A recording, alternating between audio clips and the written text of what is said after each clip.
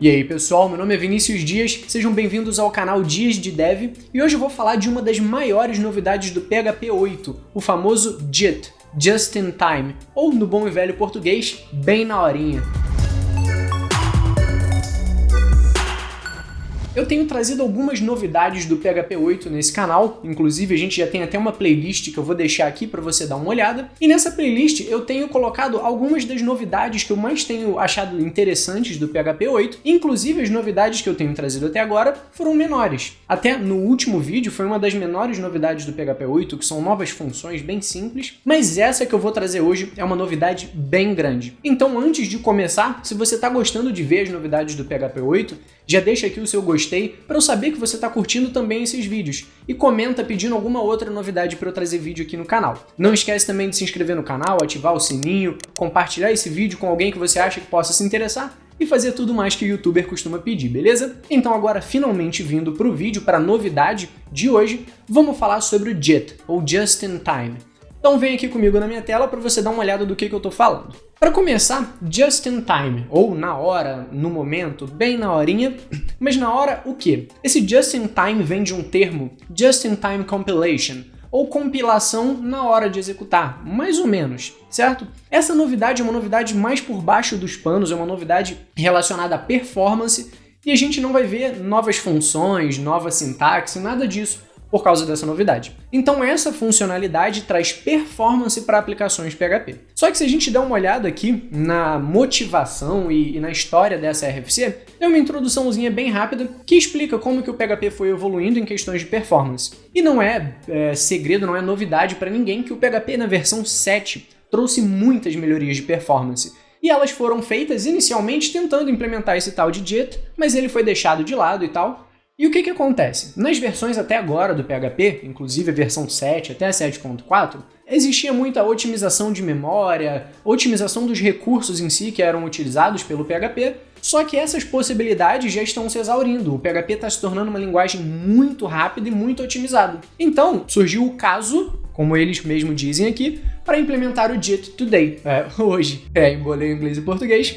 Porque antigamente existiam opções mais simples, mais rápidas que trariam uma performance melhor de realizar otimizações no PHP. Mas agora, como o PHP já está tão otimizado, surgiu a necessidade dessa nova funcionalidade, dessa nova otimização. E o que isso traz de novidade propriamente dito? Agora, programas, aplicações em PHP que fazem uso intensivo de CPU, ou seja, que realmente utilizem muito processamento, agora elas vão rodar com uma performance um pouco maior. O que isso quer dizer? Via de regra na web, que é onde o PHP se destaca, onde quase 80% da web é escrita em PHP, então na web a gente faz muito uso de I/O, a gente acessa banco, acessa arquivos, etc. Mas processamento pesado normalmente acontece fora da web. Até por isso, o JIT, o Just in Time, não tinha sido trazido como uma grande urgência para o PHP, pelo fato do PHP funcionar muito bem na web e essa otimização não trazer grandes impactos na web, certo? E eu sei que esse vídeo está um pouco conceitual, mas a gente vai ver um código executando já já. Continuando nessa parte chata, mais conceitual, o que acontece? O JIT vai trazer a possibilidade da gente executar PHP,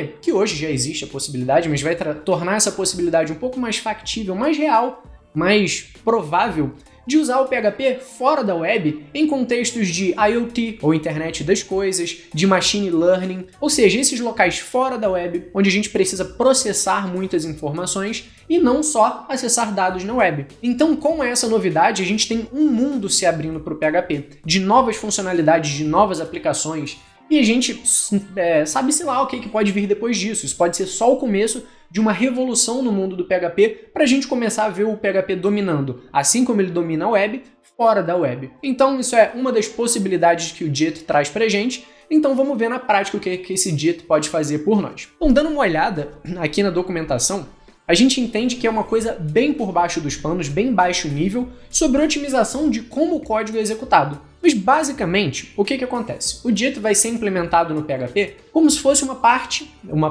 à parte, como se fosse uma outra partezinha da extensão OP-Cache.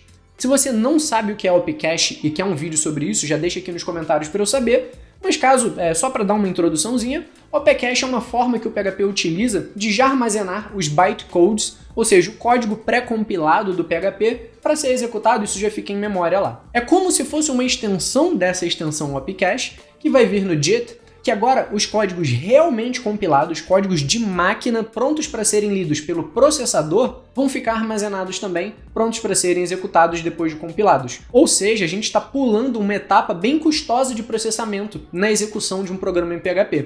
Então, ao invés de ler o programa em PHP, gerar o bytecode, esse bytecode, a Zend Engine, ou seja, o motorzinho do PHP executar, agora tem um processozinho que armazena o código compilado já, que a Zend Engine nem precisa ler, que o processador vai ler direto. Isso pode acontecer agora com o PHP. E como que a gente faz isso acontecer? A gente pode dar uma passada aqui, entender bytecode que PHP gera, etc. Mas eu quero ver a prática, eu quero ver isso funcionando. Então a gente pode dar uma olhada nas configurações que a gente precisa para isso. Como a gente vê aqui, a primeira coisa que a gente precisa é ter o OP-Cache habilitado. Via de regra ele está habilitado, mas como eu vou rodar aqui num container do Docker, eu vou mostrar para vocês todas as configurações que eu precisei fazer. Mas enfim, além de habilitar o OP-Cache, a gente tem um tamanho de buffer que o JIT vai poder usar, e aqui é o tamanho de memória compartilhada que o JIT vai poder acessar, vai poder utilizar e manipular, e esse vai ser um tamanho em bytes, beleza? Eu vou jogar 500 MB nisso porque eu não sei quanto é necessário,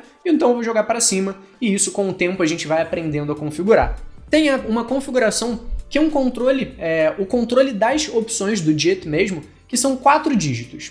O primeiro dígito relacionado a C, otimizações específicas da CPU, flags de otimizações específicas.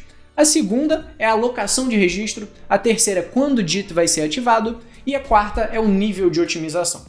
Então a gente pode entrar em detalhes sobre cada um desses, mas isso é muito baixo nível e eu tenho medo até de deixar alguma coisa passar. Então o que a gente vai fazer? A gente vai utilizar a configuração sugerida, 1235, que basicamente é habilitar essa geração de instruções. O 2 aqui é utilizar esse Local Liner Scan, ou seja, esse tipo de alocação de registro.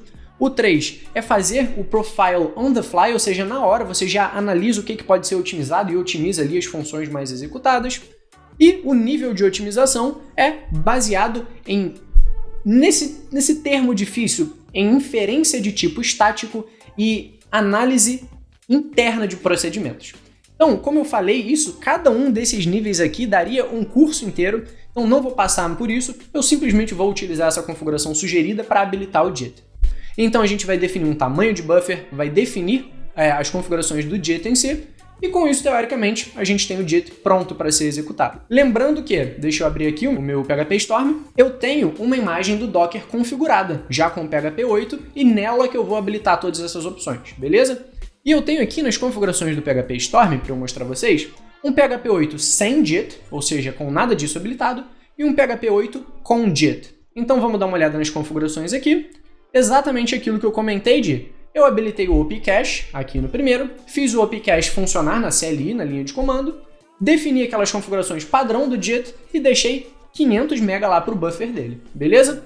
Já aqui no PHP 8 sem JIT, eu não tenho nada disso. Repara que eu não tenho nada disso habilitado, então são duas instalações diferentes. Então, qual o exemplo que a gente vai usar? Eu vou deixar aqui o PHP 8 sem JIT primeiro, configurado. Eu vou utilizar o cálculo de Fibonacci. Se você não sabe o que é isso, tem muitos vídeos explicando, eu não vou entrar em detalhe, mas eu vou calcular uma sequência Fibonacci até o número 38 e vou ver quanto tempo isso leva para executar. E além de ver quanto tempo isso leva, através dessa funçãozinha aqui, MicroTime, que não é a melhor forma de calcular tempo de demora de um processo, mas a gente vai usar isso porque é mais do que o suficiente para o nosso exemplo, eu também vou mostrar aqui o meu monitor do sistema, quanto da CPU está sendo utilizada, quanto tempo a CPU vai ficar lá no topo para calcular as coisas. Para vocês verem que o JIT faz sentido quando a gente tem uso de CPU. Mas continuando, eu vou executar então essa funçãozinha aqui, que consome bastante CPU, sem o JIT. Então, vou colocar para rodar, deixa o PHP Storm dar uma acordada, e vamos ver aqui o meu monitor de sistema. Teoricamente, um processadorzinho vai topar, beleza, foi lá no topo, talvez minha cara até trave um pouco, e pronto, liberou o processador, demorou aqui quase 5 segundos, vamos colocar assim para executar. Beleza, é um tempo considerável. Agora vamos habilitar a versão, vamos utilizar o PHP 8 com JIT, apliquei, dei OK e vou executar. Então lembrando, quase 5 segundos, quando eu coloco para rodar, deixa eu já abrir aqui o monitor de sistema, Vamos comparar esse topo de CPU com esse novo topo de CPU que, olha só como é bem mais curto esse topo de CPU, ou seja, ele demora bem menos tempo para executar esse cálculo de processamento complexo, e o tempo em si, ao invés de ser quase 5 segundos, ele levou um pouquinho mais de 2 segundos, mais ou menos.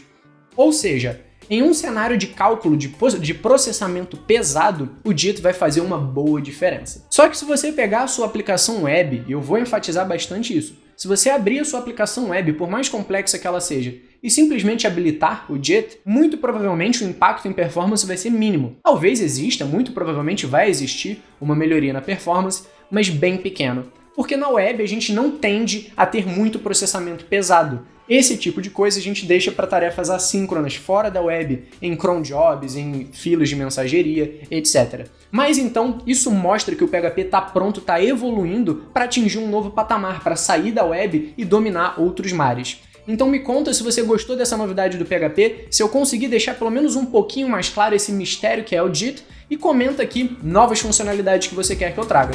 Então te espero em outros vídeos aqui no canal.